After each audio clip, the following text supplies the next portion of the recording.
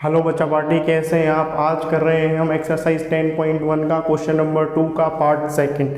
हमारा चैप्टर चल रहा है अलजेब्रिक एक्सप्रेशन। इसमें हम देख रहे हैं कि किस तरह के एक्सप्रेशंस होते हैं, उनमें क्या क्या चीज़ हम आइडेंटिफाई कर सकते हैं, कैसे उन्हें सॉल्व करते हैं। क्वेश्चन नंबर 2 है आपके पास, उसका पार्ट सेकंड है। कहा जा रहा है identify the terms and factors in the given expressions. आपको करना क्या है, आपके पास ये एक्सप्रेशंस गिवन है, इसमें आपको इसमें टर्म्स एंड फैक्टर्स आइडेंटिफाई करना है। क्वेश्चन नंबर 2 के पार्ट फर्स्ट में प्रीवियस वीडियो में हमने टर्म्स और फैक्टर्स आइडेंटिफाई करे थे by tree diagram. Tree diagram बनाया था हमने पिछले वाले पार्ट में और उसकी हेल्प से हमने टर्म्स को और फैक्टर्स को आइडेंटिफाई करा था। अब इसमें डायरेक्टली हम टर्म्स और फैक्टर्स को आइडेंटिफाई करेंगे, ठीक है। मैंने आपको बताया है कि कोई भी प्लस या माइनस हो, उनसे कोई भी यूनिट सेपरेट हो रही है, वो आपकी टर्म्स होती है गिवन एक्सप्रेशन में। यहाँ पे प्लस है तो ये दोनों इसकी टर्म्स कहलाई जाएगी। तो इसमें टर्म्स कौन सी होगी, -4x 5, ठीक है। इस तरीके से ध्यान रखिएगा, कभी भी एक्सप्रेशन में कोई एडिशन और सब्ट्रैक्शन से सेपरेट हो रही है यूनिट, उन यूनिट्स को टर्म्स कहते हैं। यहाँ पर प्लस है, यहाँ पर कितना है 4x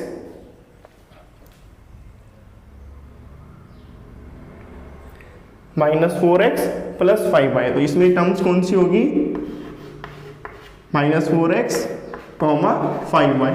तो यहाँ पर कितनी टर्म्स हैं, 2 टर्म्स हैं। इसी तरीके से यहाँ पर कितनी होगी, 2 टर्म्स, 5y, 3y², ठीक है। मैंने आपको बताया है कि प्लस और माइनस से जो भी यूनिट सेपरेट होगी वो कंप्लीट यूनिट टर्म्स कहलाई जाएगी। तो ये टर्म है, ये भी टर्म है। इसमें कितनी यूनिट टर्म है, xy, 2x², ठीक है बेटा। इसमें कितनी टर्म होगी, pq, q, ठीक। इसमें कितनी टर्म है, 2 प्लस के साइन है तो 3 टर्म्स है इसमें, 1 2 3, 1.2ab, 2.4b, 3.6a, ठीक है। इसमें 3 टर्म्स है आपके पास। अब इसके फैक्टर्स कैसे आप आइडेंटिफाई करोगे। फैक्टर्स आइडेंटिफाई करने के लिए आपको देखना है कि जो एक टर्म है उसके टर्म्स में कितनी चीज़ें हैं। इसमें -4 है और x है, ठीक है। तो जो टर्म्स के अंदर और भी चीज़ें होंगी उसे आप क्या कहोगे, फैक्टर्स कहोगे। तो -4x में क्या है, -4, x, और 5 भी यहाँ पर क्या है, इसका फैक्टर है। क्लियर है, 5 टर्म खुद भी है और फैक्टर खुद भी है, क्योंकि ये सिंगल आपके पास क्या है, डिजिट है। -4 है, x है, तो -4 फैक्टर होगा, x फैक्टर होगा, और 5y क्या है आपका, 5, 1, ठीक है। आप इसे इस तरीके से भी कर सकते हो ताकि आपको अच्छी तरीके से समझ में आ जाए कि -4x है जो, उसके फैक्टर कौन से होंगे, -4, x, ठीक है। और 5 जो है उसका फैक्टर कौन सा होगा, सिर्फ 5, ठीक है। इसी तरीके से -4x है, इसके फैक्टर्स -4, x, 5y का फैक्टर 5, y, 5y का फैक्टर 5, y, 3y² का फैक्टर 3, y, ठीक है। इसी तरीके से आपको फैक्टर्स आइडेंटिफाई करना है। जैसे यहाँ पर xy है तो इसके फैक्टर क्या होंगे, x, y, 2x² y² के क्या फैक्टर होंगे, 2x, y, ठीक है। क्लियर रहेगा। आपके पास जो फैक्टर्स हैं, फैक्टर्स आपके पास टर्म्स के अंदर होते हैं। जैसे कि -4x ये एक कंप्लीट टर्म है और इसके अंदर जो भी यूनिट्स हैं इसे फैक्टर्स कहा जाता है। जैसे कि आपके पास 2x² y² है, ठीक है। क्वेश्चन नंबर डी में तो इसके एक कंप्लीट टर्म है, इसके फैक्टर्स क्या क्या हैं, किस चीज़ से ये टर्म बन रहा है, 2 से, x से, x स्क्वायर है तो 2x से, और 2y है तो 2y से। तो ये इसके फैक्टर्स होंगे 2, x, y, ठीक है। तो इसी तरीके से सारे क्वेश्चन होंगे, बहुत सिंपल क्वेश्चन है, आपको कोई डिफिकल्टी नहीं होगी। अब चलेंगे हम क्वेश्चन नंबर 3 की तरफ।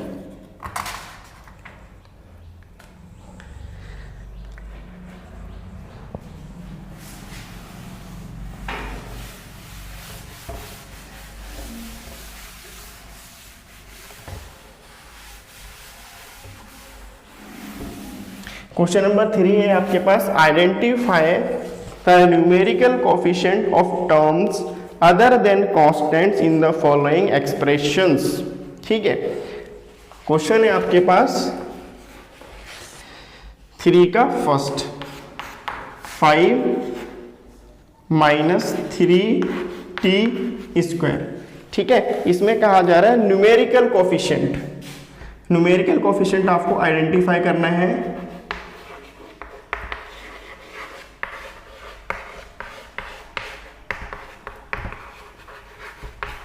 ठीक है, न्यूमेरिकल कोफिशिएंट आपको आइडेंटिफाई करना है। कहा जा रहा है इसमें identify the numerical coefficient of terms. आपको क्या करना है, ये जो टर्म्स गिवन है, अभी मैंने टर्म्स बताया था आपको पहले वाले क्वेश्चन में कि टर्म्स क्या होती है। तो क्वेश्चन में कहा जा रहा है जो इस एक्सप्रेशन में टर्म्स हैं, 2 टर्म्स हैं इसमें, एक 5 और माइनस 3t स्क्वायर। इसमें से आपको क्या करना है, न्यूमेरिकल कोफिशिएंट आइडेंटिफाई करना है other than constants in the following expressions. ठीक है, मतलब है क्या इसका, सिंपल में समझते हैं। सिंपल ये है कि आपके पास एक एक्सप्रेशन है, इसमें कितनी टर्म्स हैं, 2 टर्म्स हैं। ठीक है, हमेशा ध्यान रखना अगर कोई भी एक्सप्रेशन में नंबर है और नंबर के साथ कोई वेरिएबल नहीं है तो उसे कहा जाएगा कांस्टेंट। क्या कहा जाएगा, कांस्टेंट। जैसे कि आपके पास 5 है तो यहाँ पर 5 आपके पास क्या है, कांस्टेंट है, और ये आपके पास क्या है, एक यूनिट है। ठीक है, तो कहा जा रहा है न्यूमेरिकल कोफिशिएंट आइडेंटिफाई करना है। तो न्यूमेरिकल कोफिशिएंट किसका आइडेंटिफाई करना है, टर्म्स का।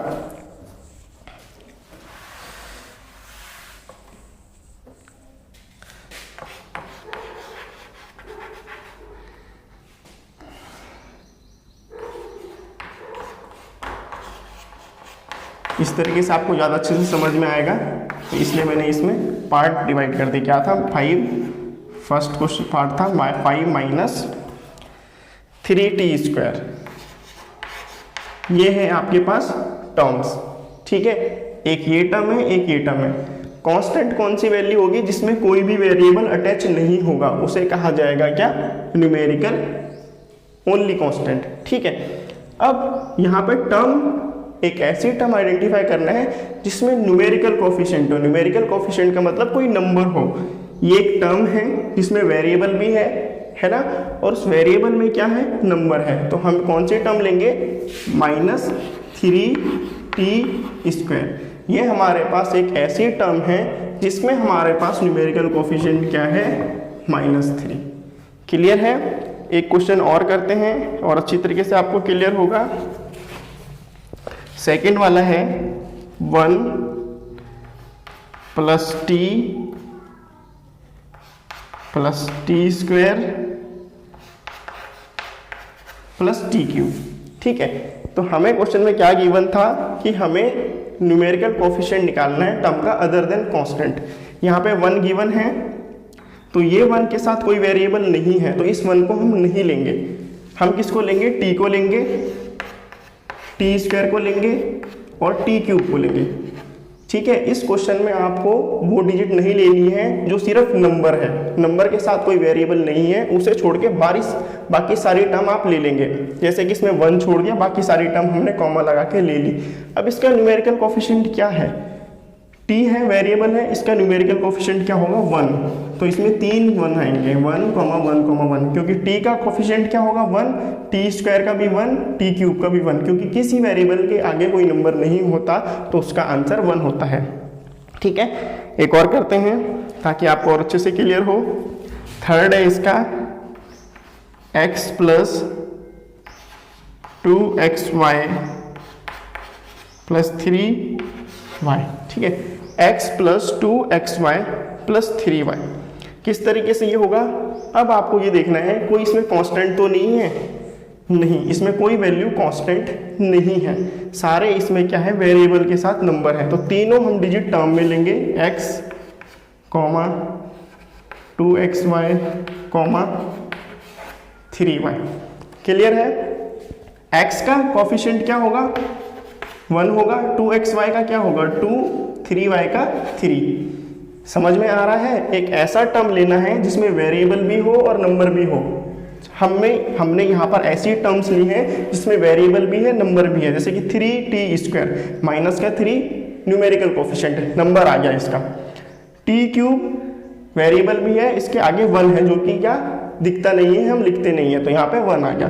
3y वेरिएबल भी है, नंबर भी है, तो हमने यहाँ पे न्यूमेरिकल उठा के लिख दिया 3। इसी तरीके से एक और क्वेश्चन देखो इसका किस तरीके से होगा, जैसे कि 8th पार्ट है इसका। 8th पार्ट क्या है? 2l प्लस b ब्रैकेट में। इसे सॉल्व करोगे आप, इसे सॉल्व करोगे तो क्या आएगा? 2l प्लस 2b, ठीक है, 2 को मल्टीप्लाई कर दोगे अंदर, तो इन दोनों में क्या है, नंबर है, तो दोनों लेंगे 2l, 2b, और दोनों के कोफिशिएंट क्या है? 2, तो 2, 2। क्लियर है? लास्ट क्वेश्चन है इसका 0.1y, 9th क्वेश्चन है। बाकी पार्ट जो बचेंगे वो आप खुद करेंगे। 0.1y प्लस 0.01y², ठीक है, y के साथ भी न्यूमेरिकल कोफिशिएंट है, y² के साथ भी, तो दोनों लेंगे 0.1y, 0.01y², ठीक है। 0.1y है जो, y के आगे क्या है? 0.1, और इसके आगे क्या है? 0.01, ठीक है। हमें वो वेरिएबल लेना है जिसके साथ नंबर हो और उस नंबर को उठा के न्यूमेरिकल कोफिशिएंट में लिख देना। इसी तरीके से अपनी नोटबुक में क्या करना, टेबल बनाना, एक तरफ लिखना एक्सप्रेशन, दूसरी तरफ लिखना टर्म, तीसरी तरफ लिखना न्यूमेरिकल कोफिशिएंट। तो टर्म्स में वो लेना जिसमें वेरिएबल और नंबर होंगे, और न्यूमेरिकल कोफिशिएंट में वो आएगा जो वेरिएबल के साथ नंबर अटैच होगा, जैसे कि -3। क्लियर है? इसी तरीके से इसके सारे पार्ट होंगे। क्वेश्चन नंबर 4 देखिए।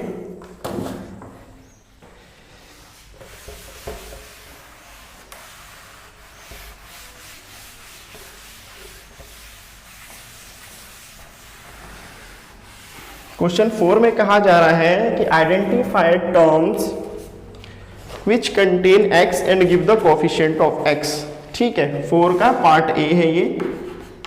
इसमें भी हम टेबल बनाएंगे, टेबल से हमारी चीजें थोड़ी सॉर्ट आउट हो जाएगी। पहले लेंगे एक्सप्रेशन, ठीक, दूसरी जगह पे लेंगे टर्म, ठीक है, विद x, या टर्म लेंगे हम विद x और लेंगे कोफिशिएंट ऑफ x।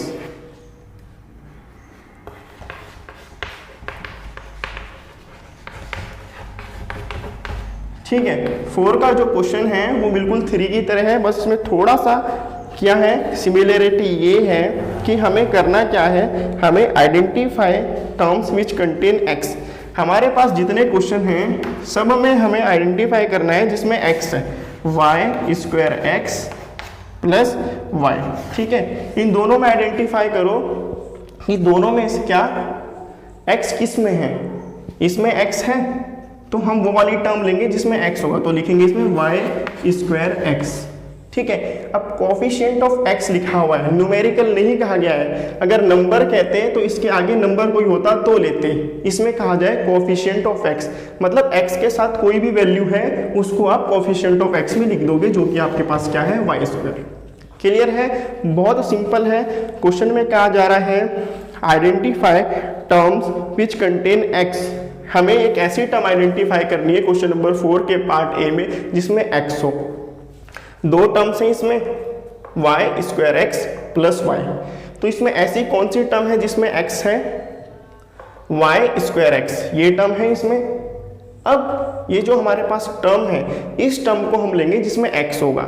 ये हमने टर्म वाले सेक्शन में ले लिया। इसी तरीके से अपने नोटबुक में आप क्या बनाना, टेबल बनाना। अब y²x हमने ले लिया। अब हमें ये देखना है कि जो x है, x के साथ क्या वैल्यू अटैच है। कुछ भी वैल्यू होगी, चाहे वो नंबर हो चाहे वेरिएबल हो, उसे आप कोफिशिएंट ऑफ x में लिखेंगे। क्यों? क्योंकि यहाँ पे नंबर नहीं कहा गया है, इसमें सिर्फ कहा गया है कोफिशिएंट ऑफ x। तो x के साथ कोई भी वैल्यू अटैच होगी उसे आप y² में लिख लेंगे। ठीक है, x के साथ क्या है, y², तो हमने यहाँ पे y² लिख लिया। चलिए एक और देखो, इसका सेकेंड पार्ट देखिए। सेकेंड पार्ट इसका 13y² माइनस 8y(x) नहीं 13y² माइनस 8y(x). अब इन दोनों टर्म्स में से आइडेंटिफाई करो ऐसी टर्म जिसमें x है। ये वाला है तो इस पूरे को ले लेंगे माइनस के साइड, माइनस 8y(x). ठीक है, अब x को छोड़ के बाकी जो सारी चीजें हैं वो हम लिख लेंगे कहाँ पे, कोफिशिएंट ऑफ x में। तो कोफिशिएंट ऑफ x में क्या आएगा, माइनस का 8y। क्लियर है? इसी तरीके से एक और करते हैं, बाकी तो आप खुद ही कर देंगे। इसमें हम इसका फोर्थ पार्ट देखते हैं, फोर्थ में सिक्स्थ पार्ट। 12xy² plus 25। इसमें ऐसी कौन सी टर्म्स है जिसमें x है, ये वाली टर्म, तो लिखेंगे 12xy²। x को छोड़ दिया, बाकी सारी चीजें यहाँ पे लिख दी 12y², इस तरीके से। ठीक है, अब सेवंथ वाला देखो, 7x प्लस xy²। कौन सी ऐसी टर्म्स हैं जिसमें x है, दोनों ही टर्म्स हैं जिसमें x है, तो दोनों टर्म्स लेंगे 7x और xy²। ठीक है, यहाँ पर जो x है इसका कोफिशिएंट कितना है, 7, और यहाँ पर x है, इसका कोफिशिएंट कितना है, y²। क्लियर है? सेकेंड पार्ट देखिए इसका। सेकेंड पार्ट में कहा जा रहा है 4 के बी पार्ट में, identify terms which contain y² and give the coefficient of y²। ठीक है, इसमें कौन सी टर्म लेनी है, 4 का b है, हमें ऐसी टर्म लेनी है जिसमें y² हो, 8 माइनस xy²। हमें 8 की b में ऐसी टर्म लेनी है जिसमें y² हो। y² कहाँ पर है, यहाँ पर y² है। ठीक है, तो हम ये वाली टर्म ले लेंगे, कहाँ पर लेंगे, यहाँ पर, तो माइनस xy²। क्लियर है? हमें कौन सी टर्म लेनी है जिसमें y² होगा, तो दोनों में से कौन सी टर्म में y² है, माइनस xy², तो xy² इधर लिख लिया। अब y² का कोफिशिएंट हमें यहाँ पर लिखना है, which contain y², give the coefficient of y²। ठीक है, y² का कोफिशिएंट क्या है, माइनस x। ठीक है, यहाँ पे लिख देता हूं मैं ताकि आपको कंफ्यूजन ना हो। कोफिशिएंट ऑफ y² का कोफिशिएंट क्या है, माइनस का x। इसके सारे पार्ट्स ऐसे ही होंगे। तो आज के लिए बेटा इतने ही। वीडियो अच्छी लगी हो तो लाइक जरूर करिए, सब्सक्राइब करिए चैनल, बेल आइकन जरूर दबाएं ताकि आपको नई वीडियो और नोटिफिकेशन में दिख जाए। ठीक है, और आपको वीडियो जेन्युइनली अच्छी लगी है तो कमेंट सेक्शन में ज़रूर बताएं कि आपको किस चीज़ सबसे इसमें अच्छी लगी है और क्या इसमें और बेहतर हो सकता है। ठीक है बेटा, जो भी आपकी क्वेरी होगी वो कमेंट सेक्शन में बताइए।